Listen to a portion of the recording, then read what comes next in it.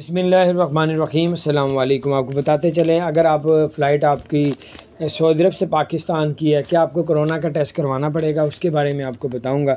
अगर आप लोग सऊदी अरब से पाकिस्तान आना चाहते हैं और किसी तरीके से आप अगर टिकट बुक करवा ली है या कोई भी मामला आगे करवाएंगे, तो अब आपको पाकिस्तान आने के लिए भी कोरोना का PCR टेस्ट करवाना पड़ेगा। अगर आपका टेस्ट जो है वो नेगेटिव आता है तो फिर आप ट्रैवल कर सकेंगे।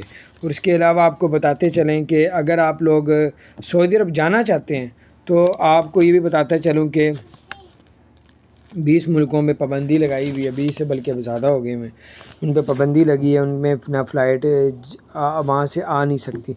अगर कुछ ऐसे मुल्क हैं जहाँ से आप लोग सऊदी अरब जा सकते हैं, जैसे कुवैत हो गया, कतर हो गया, बहरीन हो गया, अफ़गानिस्तान हो गया, ऐसे मुल्कों से अगर आप जाना चाहते हैं, बहुत जा भी रहे हैं, तो 14 दिन करंतना उनको वहाँ पे करना पड़ेगा। 7 दिन करंतना जो है वो सऊदी अरब के अंदर करना पड़ेगा, तो फिर आप लोगों को एंट्री मिलेगी सऊदी अरब के अंदर।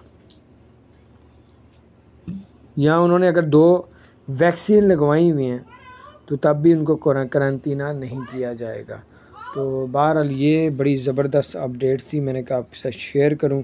और एक और ख़बर आ रही है, वो ये है कि पाकिस्तान ने जो 20% पहले अलाउ किया हुआ था कि 20% लोग जा सकते हैं, पाकिस्तान आ सकते हैं, तो अब वो 10% मज़ीद बढ़ा दिए।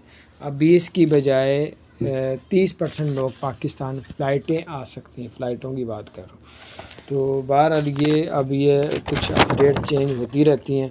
और दुबई को मैंने 2 साल का जो 12 साल से लेके 15 साल का जो बच्चे हैं उनको भी कोरोना की वैक्सीन लगाने का ऐलान किया है। अब कोई भी 12 से 15 साल का है वो कोरोना की वैक्सीन लगवा के जो है वो लगवा सकता है, अपने बच्चों को लगवा सकता है। पहले उनको ये था कि बड़े लगवाते, बच्चों को अलाउ नहीं था, अब बच्चों का भी उन्होंने शुरू कर दिया। अपना ख्याल रखें, चैनल को सब्सक्राइब नहीं किया ज़रूर सब्सक्राइब कर बेल आइकन प्रेस कर दें ताकि नई सी अपडेट